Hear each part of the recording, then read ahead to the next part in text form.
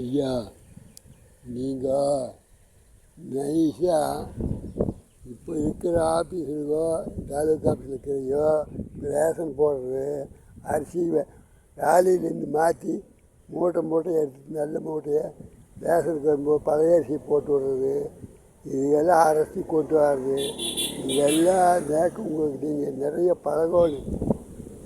ஏன்னா இன்னும் நிறைய பழகணும்.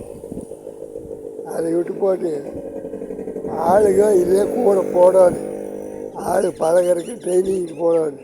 அவன் உண்மையை சொல்லுவான், முடிப்பான்.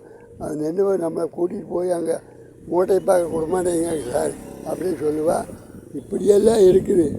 அதனால் மூட்டையை அரிசி மூட்டையை நல்ல அரிசியை ரேஷன் அரிசி அதே கோழி மூட்டை அது வியாபாரம் பண்ணால் கோழி மூட்டை பழைய மூட்டை ஆச்சுன்னா கடையிலேருந்து திருப்பி எடுத்துகிட்டு போய் பள்ளிக்கூடத்துக்கு கொடுத்துட்றாங்க. அது கரையே இருக்குது. இதெல்லாம் பேசினா விஜய்க்கு 3 மாதம் ஆச்சு. இதை கண்டுபிடிக்கலையான்னு எகத்தால் பண்ணுவாங்க. எடப்பாடியுமே இவர் யார்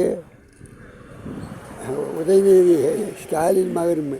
அதனால் உங்களுக்கு தெரிஞ்ச அளவுக்கு ஆளுகள் சேர்த்துங்கய்யா. இப்போ தற்காலிகமாக 6 மாதம் பார்க்கனா உங்களுக்கு ஒரு அமௌண்ட் ஓட்டுறாரு, ட்ரைனிங் வாங்க, அப்படி வேலைக்காக எடுங்கய்யா. எல்லா பக்கமுமே ஒரு ஆள் கரண்ட்டுக்காரில் பழகி இருக்கிறா. அவன் லைன் மேலே ஆகணுன்னு உள்ளே உட்காந்துக்கிறான். அவன் தண்ணி விடுறவன் முந்தானத்தை வந்து கான்ட்ராக்டுக்காரு அவன் போய் பேச கேட்டுட்டு மேலே ஏத்தாகி சப் இன்ஸ்பெக்டர் ஆகி சர்க்கிளுக்கு மேலே ஆகி டிஎஸ்பி ஆகி கலெக்டர் ஆக வேண்டிய ஆள், தண்ணி விடுறது போலீஸ் கமிஷனர் ஆக வேண்டிய அந்த பவர் இருக்கிற ஆளுகள் எல்லாம் இவங்க என்ன பண்ணுறாங்க, வந்தால் நம்பரை மாற்றி போடுறாங்க. மாற்றி அது என்ன விவரம் ஏது விவரம் பார்த்தா அவங்களுக்கு சாதகமாக போகிற ஆளுகள்தான் போட்டு வேலை வாங்குறாங்க. கான்ட்ராக்டுக்காரன் என்ன நீங்கள் சொல்கிற ஆளை போட்டு வேலை வாங்குறாங்க.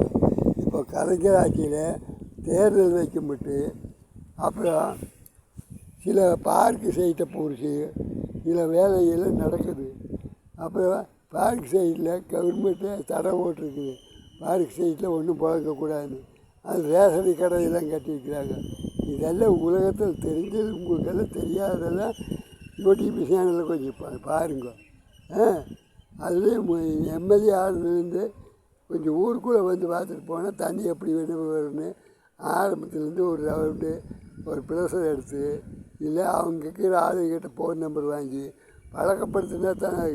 பூத்த ஏஜென்ட்டாக போனால் மூஞ்சி மட்டும் தெரியுமா, வீடு இருந்தாத்துக்கு தெரியுமா, வீட்டுன்னா பேர் என்னன்னு தெரியுமா.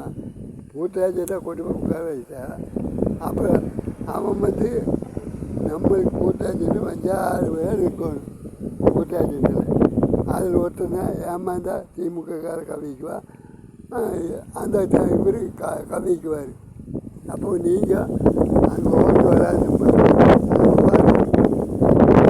ஹோட்டலில் எங்கள் டெல்லியில் இந்த 37,000 எம்பியுமே சேர்ந்து அந்த மிஷினு 6 தயார் பண்ணுறாங்க, 6 ரிப்போர்ட் பண்ணுறாங்க, 6 அதை மாற்றுவாங்க அப்படின்னு சொல்லி கோர்ட்டில் கேஸ் போட சொல்லிக்கிறாங்க.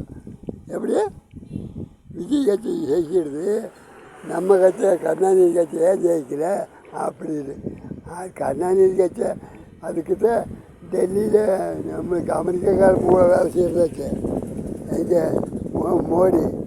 அவர் அப்போ ஒன்றரை சாமியார்கள்லாம் இந்த ஹோட்டலில் தமிழ்நாட்டில் இருக்கிறதில் கம்மி இருந்தோம்னா நம்ம வடநாட்டுக்காரரில் ஓட்டு உள்ளே சேர்த்துனா ஓட்டு போட்ட செய்ச்சுக்குவான்ட்டு வடநாட்டுக்காரருக்கு உள்ளோடு சேர்த்துனாங்க. ரேஷன் இப்போ சேர்த்துட்டாங்க. ஒரு ரேஷன் தமிழ்நாடு இந்தியா முழுக்க எந்த கடையிலையும் வாங்கலாம்ங்கிறது மோடி சேர்த்து போட்டால் பாரு அவர் பிரதமர்.